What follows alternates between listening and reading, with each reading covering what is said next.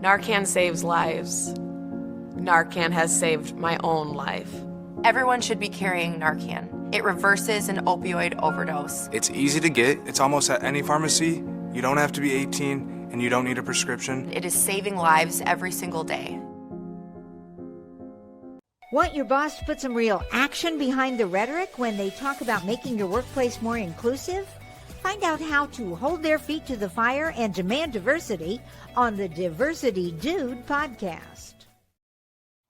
Hello there, and welcome back to the Diversity Dude podcast. I'm your host, Lambert Fisher, marriage and family therapist, award-winning author, and national speaker on the topic of multicultural awareness and diversity.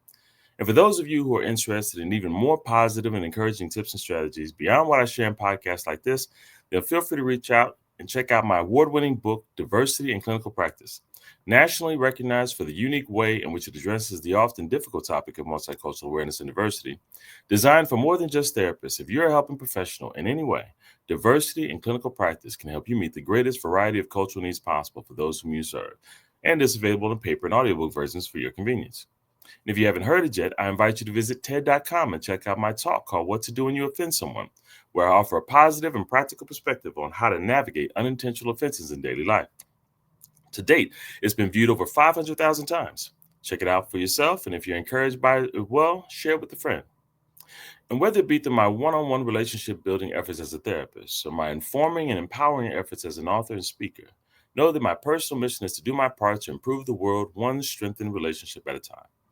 So, today I want to share with you an encouraging perspective on the question of, should you have a Black friend? Now, before I elaborate any further, I want to give the disclaimer that to anyone listening who considers me to be their Black friend, I can assure you that this podcast message is not motivated by you. But if you happen to be enlightened by it, then I'm happy you tuned in. Now, the real motivation for this message comes from a question that I received after one of my Diversity Made Simple trainings, where a professional expressed wrestling with an allyship-related dilemma and sought guidance. In essence, the question was this. Years ago, before I was even aware of the need to increase my cultural competence efforts, when I tried to convey my genuine cross-cultural care for others, I was asked whether I even had a Black friend, which at the time I did not. Thinking that this was a true sign that I had genuine care for others and what I felt on the inside was real on the outside, I took this as a motivation to intentionally befriend a Black colleague, whom I likely wouldn't have gotten a chance to know otherwise. In hindsight, I'm grateful for the genuine and lasting friendship that developed. But when I was next challenged on whether or not I was a true ally, among other supporting truths, I also shared that I also had a Black friend. To my shock, this was seen as even more offensive. I just don't know what to do anymore. Don't even have a Black friend? How dare you declare that you have a Black friend? What's the right answer? Should I or should I not have a Black friend? Now, while I had seen these contrasting realities before on many occasions, this was the most concise description of a dilemma I had heard, and it was clear that this professional had a genuine desire to convey their care for others. So, to offer a little support on this person's endeavor, I offered the following thoughts. Consideration number one, it's not about a quota. Rather, it's about action. From a relational perspective, I have found that when people challenge others about whether or not they even have a Black friend, they're not asking for a list of names and confirmation of a minimum number of Black friends that have been successfully achieved. No matter what numbers are offered in response, the quota will likely not offer any reassurance to either party.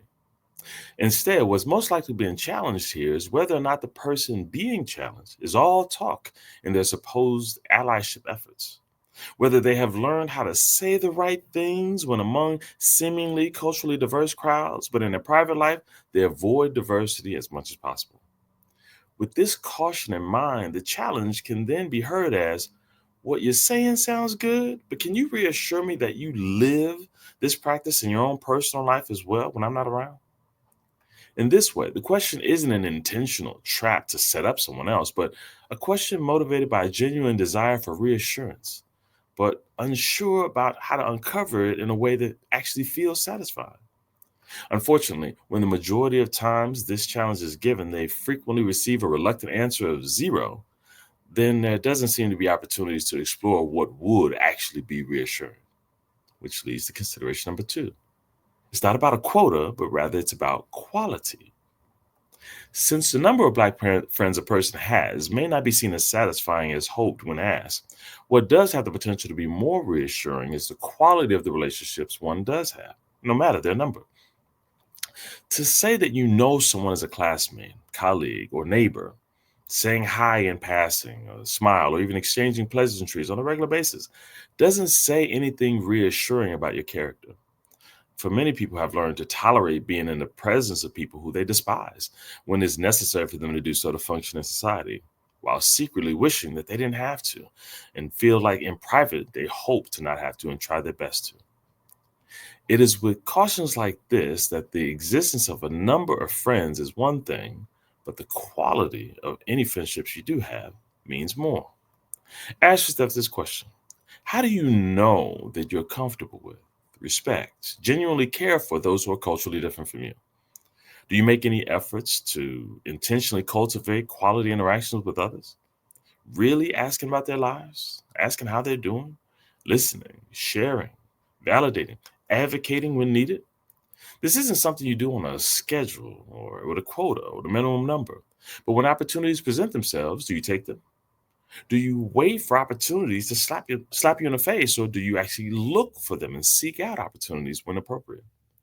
In this sense, it's less about how many friends you have and about the quality of cross-cultural interactions you do cultivate, which leads right into consideration number 3. If quality care in action is your goal, then cast a wide net. Now, I have to admit that I'm admittedly biased on this particular consideration because, as an introvert, I've never maintained an abundance of quality friendships. There have been a few people who I trust and spend quality time with, and then there's everyone else whose well being I genuinely care about. But if asked, I would call them classmates, colleagues, acquaintances, more so than I would use the word I reserve for friend. Which means that despite my genuine effort to convey authentic care for everyone I encounter, if challenged, I too wouldn't have a satisfactory answer if it was the number of cross cultural friends that I maintained.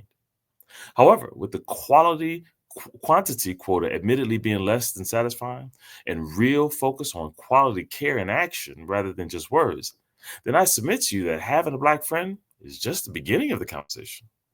For being an ally is not a title one holds or an accomplishment to achieve.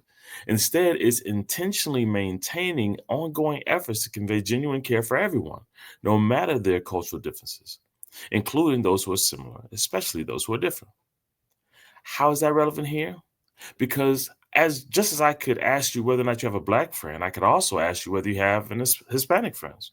Do you have any Chinese friends, Korean friends, Hmong friends, Somali friends, LGBTQ plus friends, Republican friends, Democrat friends, Jewish friends, Catholic friends, Muslim friends, friends over the age of 60, friends in their 20s, friends who have a lot of money, more money than you, friends who have less money than you, or friends who don't even have a place to call the home. The list is endless. This doesn't water down the question of whether you have a Black friend. It just puts it into a larger context of many other equally significant questions of equal value. After all, let me be clear.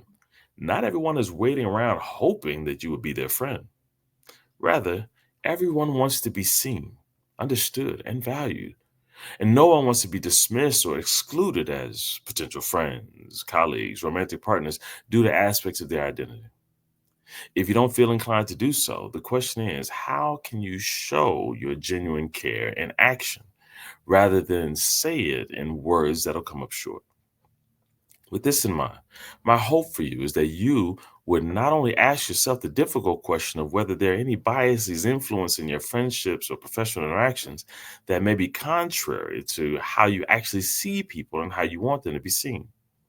If so, then consider making intentional efforts to show your value for others, one opportunity at a time.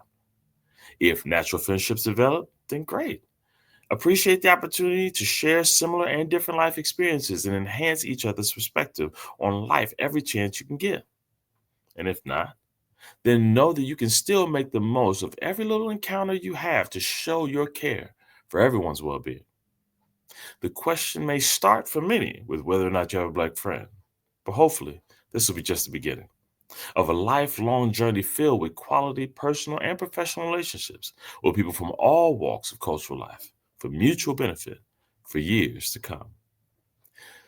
And with that, I'll say thanks again for listening to today's Diversity Do podcast. If you have any pressing diversity-related questions that you'd like me to address on an upcoming podcast, or if your organization is in need of a shame-free and empowering guest speaker or training on this often sensitive topic, then feel free to reach out to me directly at www.diversitymadesimple.com.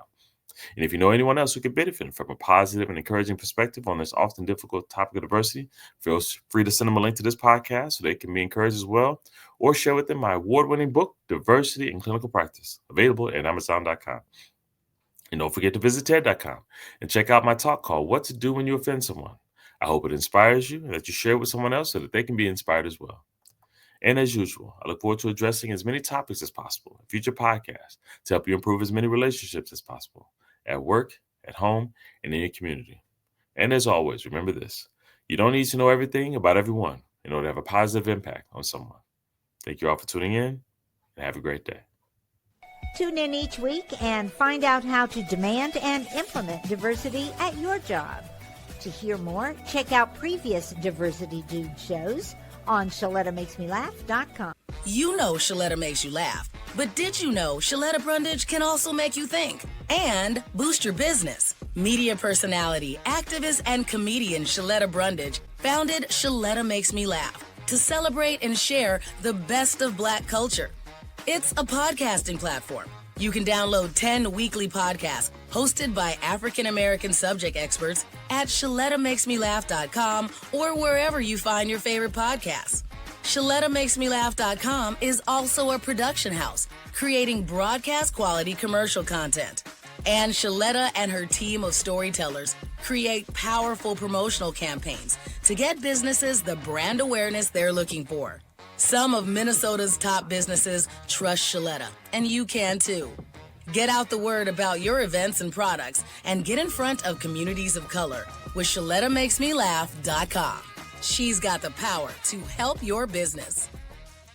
What's up, everyone? It's Shaletta. I'm here getting a phone for one of my newly minted teenagers with Xfinity Mobile. They've got great options, affordable plans, and solid coverage that works for our whole family.